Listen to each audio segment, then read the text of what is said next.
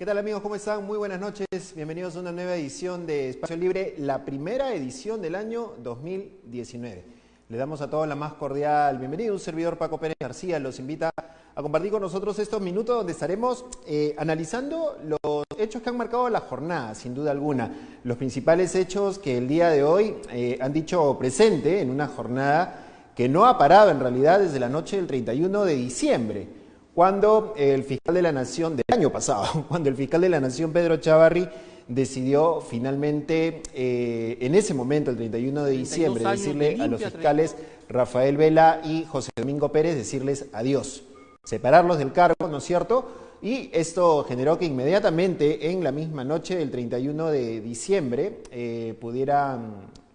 la gente saliera a marchar, saliera a protestar y finalmente le dijeran a Chávarri que no iban a permitir esos cambios.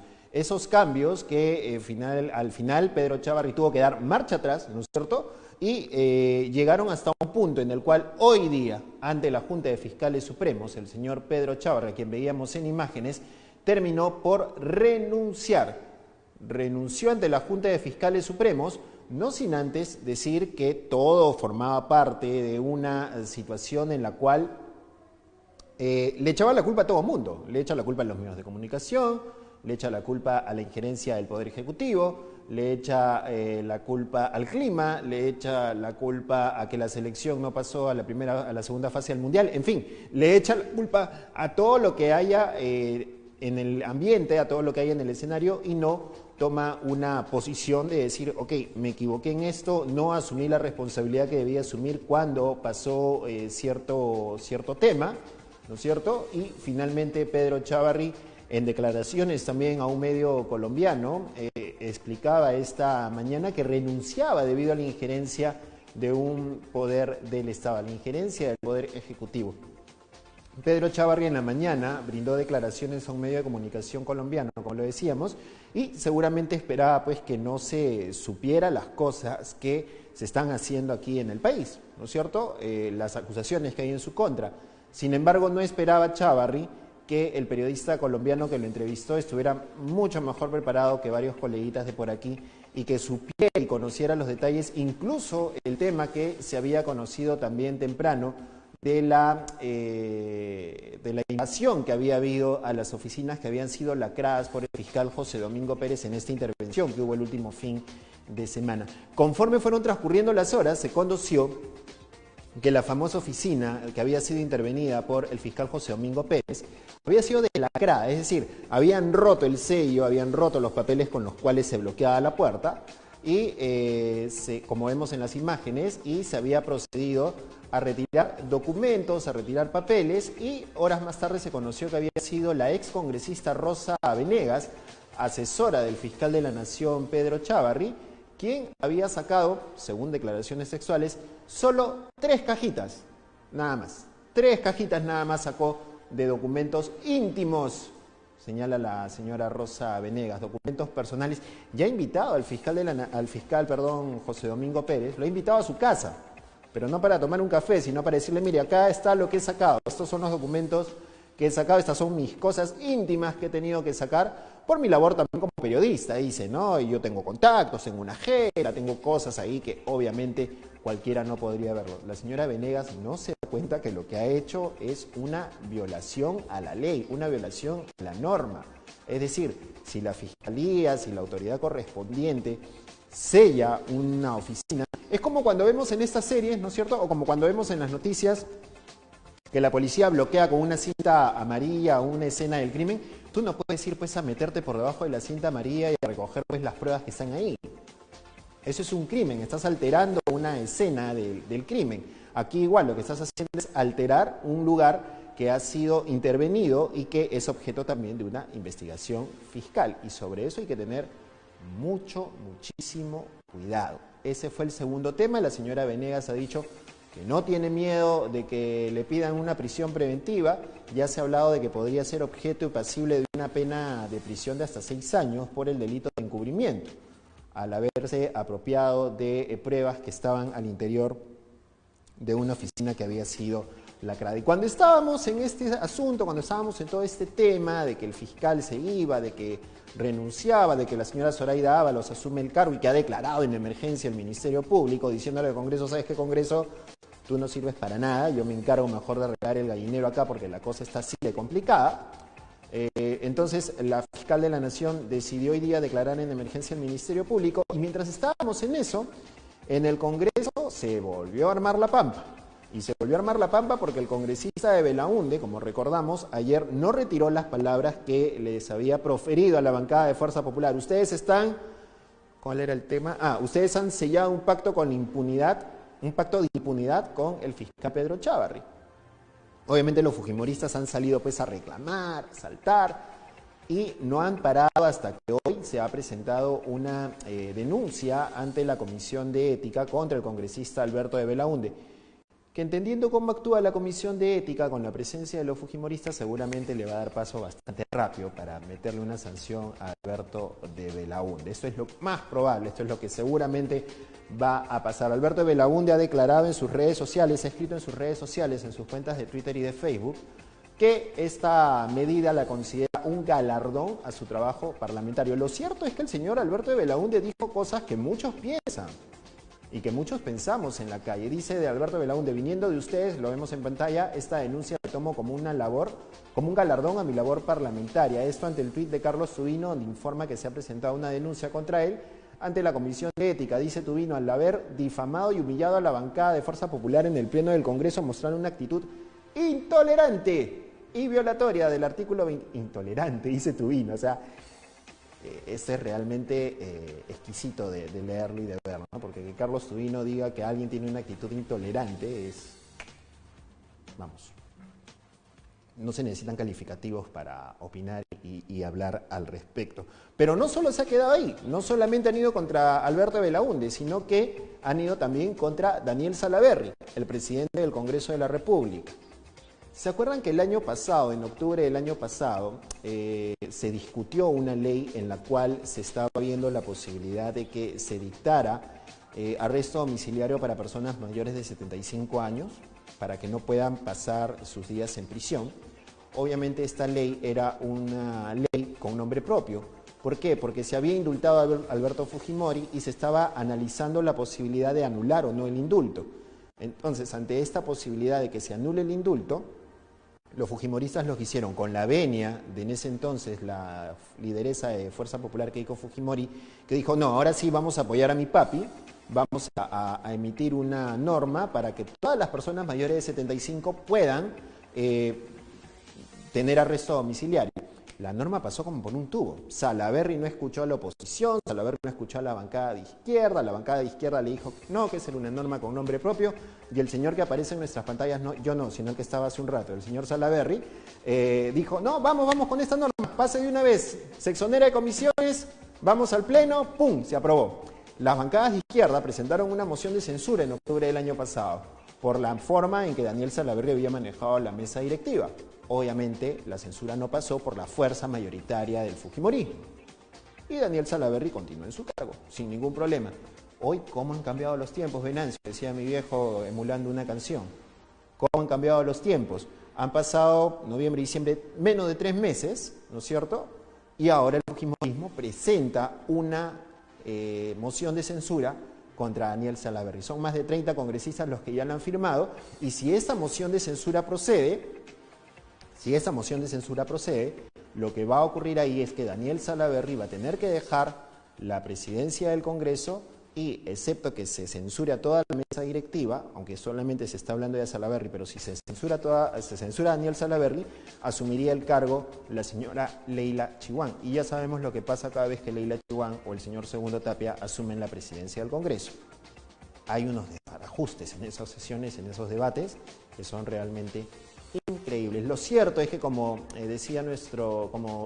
le preguntaba a nuestro compañero Reinaldo Serra a la congresista Carla Chaffer, lo cierto es que sí hay una ruptura de relaciones entre Daniel Salaverry y el fujimorismo. Que la congresista Carla Chaffer se haya molestado y no lo haya querido aceptar es una cosa, pero lo cierto es que hay una ruptura de relaciones y ya no hay amor entre Salaverry y la bancada del fujimorismo. Así están las cosas, señoras y señores.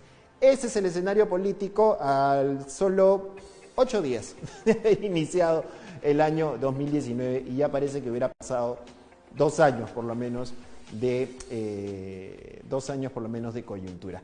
Para hablar sobre el tema, estamos ya en contacto con el congresista Alberto de Belaunde, a quien le damos la más cordial bienvenida a Espacio Libre. Congresista de Belaunde, muy buenas noches. Buenas noches, gracias por la invitación. Congresista, usted ha señalado en sus redes sociales que es un galardón esta medida que se ha tomado, o esta denuncia que se va a presentar ante la Comisión de Ética. ¿Usted se ratifica en sus palabras? ¿Hay un pacto de impunidad entre el fujimorismo con Pedro Chávarri y otros personajes? Así es, yo no retiro nada. Yo lo que he expresado en el Pleno del Congreso es la opinión de miles de ciudadanos que se han manifestado pacífica y democráticamente en las calles. Y lo que yo hice fue, en un debate político del Parlamento, hacer una valoración política, que es el accionar de Fuerza Popular con el fiscal de la Nación en los últimos meses. Lo que sucede es que al fujimorismo nunca le ha gustado las voces que no coinciden con ellos. Y en vez de debatir, lo que prefieren es intentar silenciar. Por eso mismo no es casual que en el mismo momento que a mí me denuncian ante Ética, estén planteando ellos solos la moción de censura contra el presidente del Congreso. Ahora, congresista de Belaunde, lo cierto es que hay una situación en la cual el fujimorismo está de alguna manera reaccionando virulentamente frente a las críticas, frente a esta forma de manejar la mesa o a manejar las sesiones que está teniendo el presidente del Congreso, Daniel Salaverry. ¿Considera que estas reacciones son propias de un grupo que considera que ya ha perdido la fuerza y está perdiendo el poder dentro del Congreso? Así es una fuerza autoritaria que no está acostumbrada a buscar consensos, sino a imponer su mayoría. El tema es que por fin tenemos un presidente del Congreso que entiende que es el presidente del Congreso de los 130 congresistas. El fujimorismo ha estado acostumbrado a que los presidentes del Congreso sean voceros de su bancada y nada más que eso. Entonces, el cambio yo entiendo que los ha chocado, pero si tuviesen algo de talante democrático, no tendrían por qué reaccionar así. Lo que demuestran es que sigue siendo el fujimorismo autoritario de los años 90. ¿Ya lo han notificado usted sobre esta denuncia ante la Comisión de Ética o todavía sigue siendo un trascendido a través de redes sociales nada más? Solo he visto el tweet de Carlos Tubino, que además ayer me ha acusado de ser chavista, lo que jamás pensé que ¿A usted también le ha pagado Odebrecht entonces para marchar? Sí. Pero me imagino que el día de mañana o los próximos días me estarán notificando. Yo lo que lamento es que el fujimorismo pierda de esta manera el tiempo de los congresistas, el tiempo de los periodistas y el tiempo de los ciudadanos. Debemos estar enfocados en la necesaria moralización del sistema de justicia, en todos los proyectos de ley embalsamados en el Congreso. Deberíamos estar viendo la Junta Nacional de Justicia, la reforma política, ¿no? La reforma del Ministerio Público, la reforma política, todos los proyectos de ley que mandó el presidente Vizcarra el 28 de julio y que ninguno de ellos ha sido ni siquiera debatido, ya ni siquiera decía aprobado, debatido en el Pleno. Y en vez de eso, tenemos pues que estar defendiéndonos de estos embates autoritarios. A propósito del presidente Vizcarra, el presidente Vizcarra está respaldado, digamos, por la población, las encuestas así lo están mostrando, y se está discutiendo mucho sobre cuál es la bancada, aparte de Peruanos por el Cambio, que obviamente se supone debería ser la bancada oficialista, que podría brindarle algún tipo de respaldo. ¿La bancada liberal se está perfilando como una bancada oficialista o va a tratar de mantener más bien una posición, no sé si de oposición, pero neutral? Nosotros somos una bancada independiente, pero una bancada propositiva, y una bancada que lo que busca es la colaboración, y que cuando nosotros critiquemos, como lo hemos hecho, alguna acción del Ejecutivo, nuestra intención no es hacer daño, nuestra intención es ayudar a mejorar, porque entendemos que el éxito del Ejecutivo es el éxito del país. Entonces, esta actitud sana a veces parece algo muy extraño en la política nacional, pero nosotros justamente hemos buscado crear esta bancada para hacer una política distinta a la cual nos hemos acostumbrado. Uh-huh. Ahora, congresista de Belaunde, un poco para ir cerrando. Respecto al tema de las bancadas, ¿ustedes ya están oficializados, son reconocidos? Porque ayer una de las razones también por las cuales la bancada aprista no participó fue en la Junta de Portavoces, fue porque decían que había un par de bancadas que no habían sido todavía reconocidas por el Consejo Directivo y que era una ilegalidad. No, nosotros ya estamos reconocidos, estamos en la Junta de Portavoces. En realidad, más que la bancada aprista, habría que decir Mauricio Mulder. Bueno, Mauricio Mulder. Porque Jorge del Castillo nos ha felicitado, el congresista Javier Velázquez es quien nos ha pedido firmar una carta como bancada, lo cual hemos hecho con mucho gusto. Entonces sí, nosotros estamos funcionando de pleno derecho y así continuaremos trabajando en el Congreso dentro del marco de lo establecido en la sentencia del Tribunal Constitucional. Uh-huh. Congresista Belaunde, para terminar, ¿cuál es la expectativa que tiene con la toma del cargo de Zoraida Ábalos como fiscal de la Nación en medio de todo este tema en el cual se debería estar ya hablando de una reforma del Ministerio Público? La fiscal ha dicho que va a declarar en emergencia el Ministerio Público. ¿Cómo ve el futuro de esta instancia? Tengo muchas esperanzas. La fiscal se ve una persona de carrera, se ve una persona de opiniones firmes. El discurso que da ahora me parece un discurso muy correcto, con medidas concretas. Ha decidido apoyar al fiscal, a los fiscales, mejor dicho. Lo que me preocupa es que el señor Chávarri y aquellas personas que están siendo investigadas por ser parte de los cuellos blancos siguen en la Junta de Fiscales Supremos. Y es algo que no podemos permitir como país. Uh-huh. Si hablamos de la moralización del sistema de justicia, el Ministerio Público es uno de los espacios fundamentales de dicha moralización. Entonces tenemos todavía mucho trabajo que hacer porque no podemos permitir que esas personas sigan entorpeciendo la labor de la justicia. Uh-huh. Muy bien, congresista Alberto Belaunde, le agradecemos por haber conversado con nosotros. Están las puertas de UCI Noticias y de Viva TV abiertas para que pueda también venir aquí y podamos conversar más adelante en cualquiera de nuestros programas. Muchísimas gracias. Encantado, muchas gracias. Buenas noches. Muy amable, era el congresista Alberto de Belaunde, entonces integrante de la bancada liberal, conversando con nosotros a propósito de todos estos temas que hemos venido comentando, ¿no? La renuncia de Pedro Chávarri, la denuncia que hay en su contra o que va a haber en su contra ante la Comisión de Ética, la moción de censura contra Daniel Salaverry, el desequilibrio de las fuerzas fujimoristas, y todo este desequilibrio se genera también a partir de la prisión de sus principales cabezas. Keiko Fujimori y Pierre Figari se mantienen en prisión y se demuestra que ellos, de alguna forma, eran los que manejaban el orden a mano de hierro dentro de la bancada de Fuerza Popular. Y seguramente con algo de inteligencia también. Entonces, al no estar estos personajes ahí, ya la cosa está, pues, sálvese quien pueda, al interior de Fuerza Popular. Nosotros nos vamos a ir, habíamos anunciado a través de nuestras redes sociales que teníamos la visita del alcalde de Miraflores, Luis Molina. Con él queríamos conversar acerca de algunos temas de la realidad del distrito, pero también detallar algunos hechos respecto a la planilla que se ha conformado al interior de la municipalidad con personajes vinculados a la gestión del exalcalde de Lima, Luis Castañeda, y que no salieron bien parados también de esas gestiones. Ha sido tanta la bulla que se ha generado que ya la Municipalidad de Miraflores ha tomado una decisión respecto a uno de los personajes. Es el caso de Carlos Simón Lozada. Un tuit de la Municipalidad de Miraflores emitido hace unos minutos señala que la Municipalidad Distrital informa que el señor Carlos Simón Lozada ha dejado de trabajar en esta corporación municipal. Carlos Simón Lozada era gerente de informática, había sido nombrado gerente de informática al interior de la Municipalidad de Miraflores y desempeñaba también el mismo cargo al interior de la Municipalidad de Lima, pero sobre él también pesaban algunas denuncias y algunas cosas por irregularidades. Otro de los personajes que está, además de Patricia Juárez, que según algunas noticias que nosotros también en Espacio Libre habíamos trabajado, por ejemplo, en el año 2013 no había concluido ese es el tuit que tenemos en pantalla precisamente que ha emitido la Municipalidad de Miraflores, diciendo que el señor Carlos Simón Lozada ya dejó de trabajar en la corporación municipal. Decíamos que Patricia Juárez, por ejemplo, no había concluido la investigación que le correspondió asignada para el caso Comunicore. Esto había sido señalado en el año 2010.